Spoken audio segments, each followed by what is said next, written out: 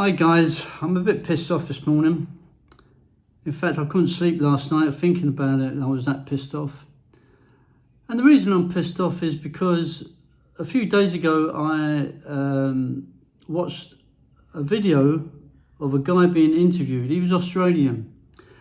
And I won't mention names or the video, the guy doing the video in, but he's someone that does interviews with various people. Anyway, this Australian guy had damaged his elbow, his left arm elbow, and he explained how it happened. Well, he said he lives in Cebu. He came to Dumaguete to visit a friend. He then went to a nightclub on his own, so I don't know where his friend was. He said that in his own words that he's a sort of friendly sort of person, and he went up to a big guy that was either standing or sitting at the bar and tried to make conversation. And in his own words, he said the big guy just turned around and told him to F off. Now, first of all, you don't know what was said to the big guy. And secondly, the Australian didn't say what was said or what the reason for this man's aggression. But anyway, apparently when he turned round, the big guy pushed him down the stairs. And this is on CCTV. And I believe the club is trying to trace the guy that done it. But then he was taken to 3 different hospitals. I don't know whether he was unconscious or what, but he was taken to 3 different hospitals. One of the hospitals didn't have the manpower to work the x-ray machine. But anyway, in the end, he was told that to fix his elbow, it will cost him 100,000 peso. And he doesn't have it. And in the end, he went to one of these local, what people sometimes call witch doctors or a healer, where the locals go, and the healer put wood bark around his elbow and wrapped it up in a bandage. We don't know whether it's the bark was to keep his elbow straight, but apparently over a period of time he had to go back to see this man. But then he said he didn't have the money. That was why he went to see a healer. He didn't have 100,000 pesos. Now, he said that before he left Cebu, he paid up his accommodation, so he wouldn't owe anything. And he's also paying accommodation in Dumaguete now, and because of that, he can't afford the 100,000. Now, if he came to visit a friend, why can't his friend put him up if he thinks that he's on hard times or he needs help? And why didn't his friend go to the nightclub with him? Anyway, basically what it says, or what was said, was the interviewer asked the Australian guy, do you have a PayPal account? And he said no. So then the interviewer said, okay, so all those people that are watching, if you want to donate, you can send it to my PayPal account and I will send it to give the money to him. Now, during the interview, I noticed that he was moving his right arm about, pointing and whatever, and it was shaking like that. Now, that to me is a good sign that he may have some sort of drink problem. But anyway, that's only my opinion. He could just be nervous being filmed or whatever, but that's just my opinion. So that is what really pissed me off.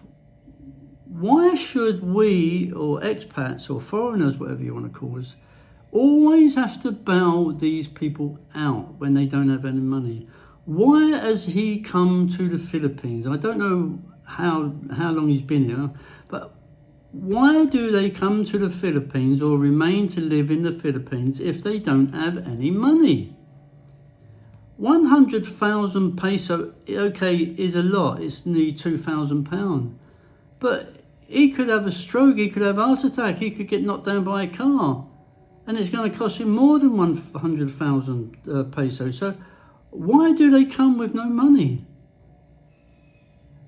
When I was a kid and my parents used to take us on holiday, they used to plan the accommodation, the travelling, the flights, etc. and always made sure we had enough money for that holiday.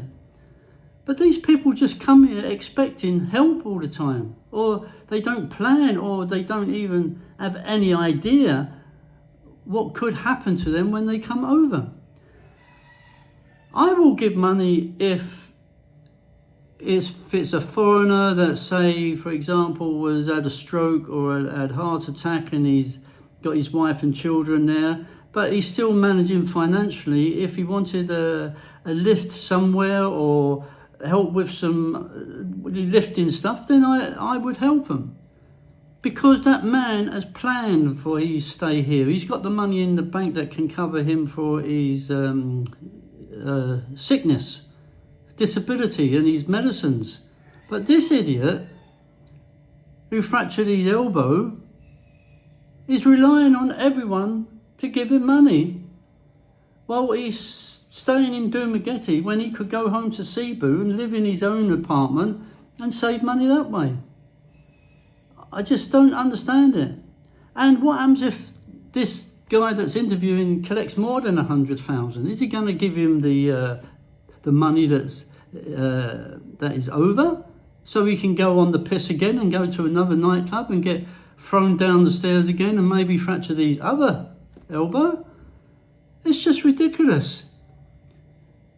Like I said, I would give money to expats and foreigners if they financially stable themselves and you can see that they planned. But if they got a disability that they need me to drive them somewhere or do some lifting for them or something, I would do it. I live in Paho. I go to the local market. I see disabled people sitting on the floor with a cup. I give them money because I know that they are incapable of working or doing any job.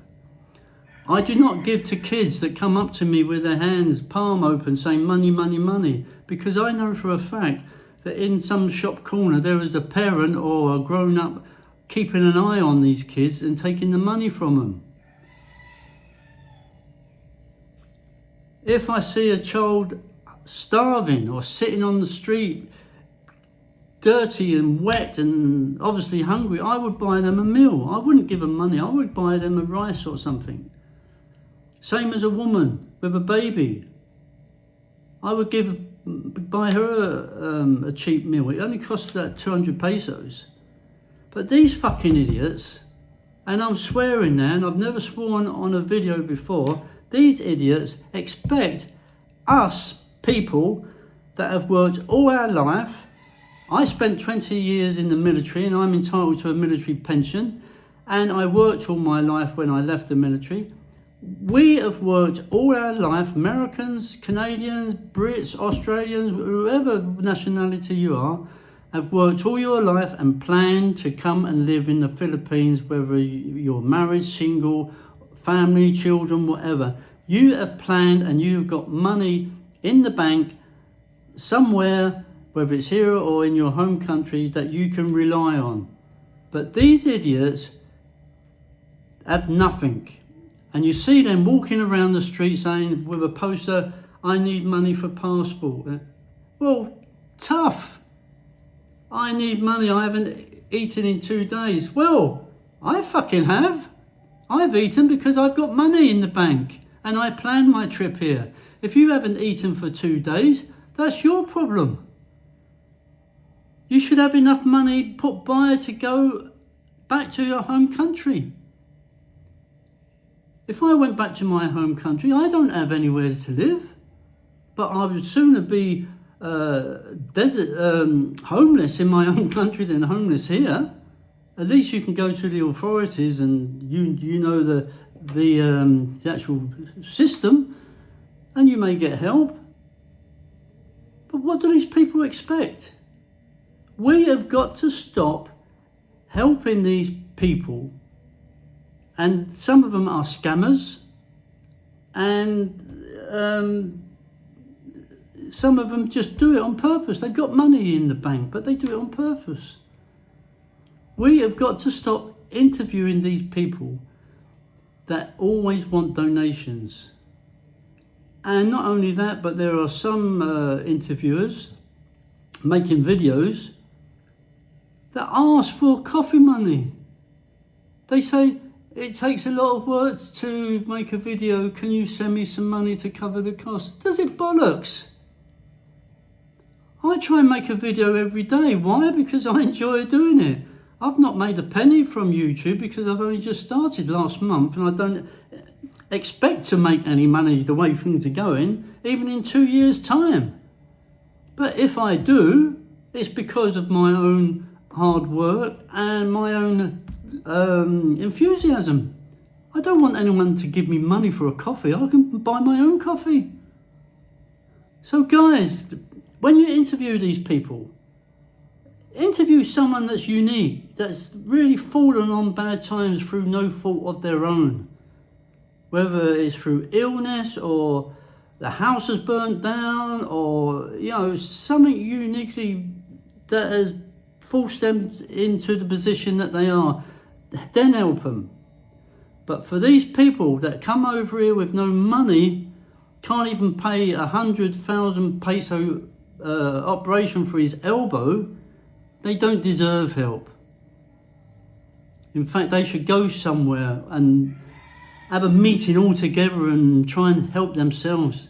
But don't come to the people that have come to the Philippines to try and make a life and have planned and have saved for it. Go and take a jump. If you come here with no money, that's your tough problem, not everyone else's problem. So it's now 12 minutes video. I think I've said enough. But when you go outside in the Philippines, there's poverty everywhere. But yet they keep a smile on their face. They're always happy and smiling, but yet sometimes they just have a small tin of pilchards or sardines and rice. That's all their dinner is. And one thing I did notice here when I first came, you go to the shops and they are, every tin is small. No matter what it is, they sell tins of beans small, a small tin of corned beef. Why? It's because it's the only thing that they can afford. And my friend runs a store, and I've seen it. They buy one egg. They buy one cigarette. They buy one tin of corned beef. Because they don't have the money to buy it in larger bulk or larger size. That's poverty, guys. Not going to a fucking nightclub, probably proposition some big guy that got upset because his wife just left him, or he's found his wife with another man and just wants to be left alone. You know, think about it. And if he's got no money, why the hell is he in a nightclub? Probably paying an entrance fee and paying twice as much for a drink.